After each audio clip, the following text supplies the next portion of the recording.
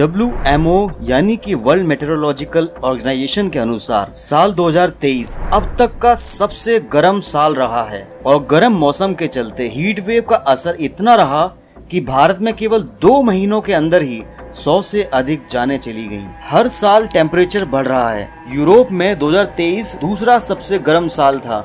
WMO के अनुसार पिछले सिर्फ 20 सालों के अंदर गर्मी से रिलेटेड 30% मृत्यु दर बढ़ गई है, यानी कि सिर्फ 20 सालों के अंदर ही। जहां बारिश नहीं होती थी वहां झमाझम बारिशें आ रही हैं। इतनी बारिशें कि बाढ़ जैसी समस्याएं पैदा हो रही हैं। पर इस धरती पर अचानक ये सब चीजें क्यों होने लगी हैं? और अगर टेम्परेचर बढ़ता है तो हम ह्यूमंस पर इसका क्या असर पड़ेगा? काफी समय पहले करीब 1760 में इंडस्ट्रियल रेवोल्यूशन आया, जिसमें कोयले का काफी इस्तेमाल किया गया। इससे कार्बन डाइऑक्साइड का स्तर बढ़ने लगा। दूसरे विश्व युद्ध के बाद लोग ज्यादा गाड़ियों का इस्तेमाल करने लगे तो कार्बन डाइऑक्साइड का लेवल और भी ज्यादा बढ़ने लगा। और आज का टाइम वो टाइम है जब दुनिया की पॉपुलेशन उस समय से 3 गुना बढ़ चुकी है। आज हम लोग इंडस्ट्री के नाम पर फॉसिल फ्यूल जला रहे हैं जो लगातार कार्बन डाइऑक्साइड को छोड़ रहा है। हमारी ही वजह से वातावरण में कार्बन डाइऑक्साइड और मीथेन जैसी चादर बिछ गई है, जिससे सूरज की गर्मी हमारी धरती पर आती तो है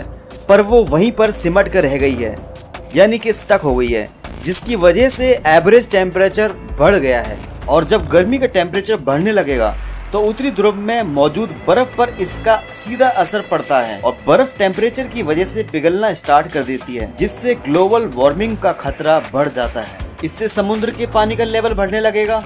साइंटिस्ट के अनुसार 1880 के बाद समुद्र के पानी का लेवल 8 इंच तक बढ़ चुका है और इवन 25 सालों के भीतर ही 3 इंच तक समुद्र के पानी का लेवल इंक्रीज हो गया है। बारिश का पैटर्न अगर हम देखें तो वो चेंज होता जा रहा है, यानी कि बेमौसम बारिशें होने लगी हैं। यही नहीं, इसके साथ में चक्रवात, तूफान जैसी प्राकृतिक आपदाएं हमें देखने को मिल रही हैं। कुल मिलाकर इन सभी को हम कहते हैं क्लाइमेट चेंज। साइंटिस्ट अब इस बात पर जोर देने लगे हैं कि अब हमें क्लाइमेट चेंज जैसे टर्म को बोलना छोड़ देना चाहिए और वहीं पे इसके बदले क्लाइमेट क्राइसिस बोलना चाहिए। इस बात से साफ जाहिर होता है कि ये मुद्दा कितना सीरियस है। सोच के देखिए, जब बारिशें ज्यादा होंगी तो बाढ़ें आएंगी, जिससे ब्रिज, सड़कें, बिल्डिंग्स को नुकसान पहुंचेगा और सरकार के काफी पैसे इनकी मरम्मतें कराने में ही लग जाएंगे। और पानी के बढ़ने से मच्छर पनपने लगेंगे, जिससे मलेरिया, डेंगू जैसी बीमारियों का खतरा बढ़ जाएगा।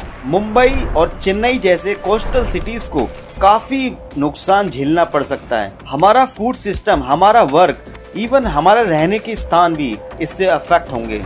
जहाँ जहाँ बाढ़ ग्रस्त इलाके होंगे वो सब पलायन करना स्टार्ट कर देंगे। टेम्परेचर बढ़ने से हीट स्ट्रोक लोगों को होने लगेंगे। जगह जगह पर सूखा पड़ने लग जाएगा। इससे खेती बाड़ी को काफी नुकसान होगा, जिससे उत्पादन कम होगा और चीजें महंगी होने लगेंगी। चूँकि बेमौसम बारिशें होंगी, टूरिज्म का काम मंदा पड़ जाएगा। फिशिंग की मार्केटिंग भी कम होने लगेंगी। हीट की वजह से लोगों की गाड़ियों के टायर बार बार फटने लगेंगे। ये तमाम घटनाएं क्लाइमेट चेंज के प्रभाव की वजह से ही होंगी। इंसान अपने लिए खुद ही मुसीबत को मोल ले रहा है और कुदरत से खिलवाड़ कर रहा है। दुबई का हाल आप सभी को तो पता ही है कि आखिर दुबई को कुदरत से खिलवाड़ करना कितना महंगा पड़ा। अगर आपको हमारी वीडियो पसंद आई हो तो लाइक करें और चैनल को सब्सक्राइब कर लें और बेल आइकन को प्रेस कर दें ताकि आने वाली वीडियो का नोटिफिकेशन आपको मिलता रहे।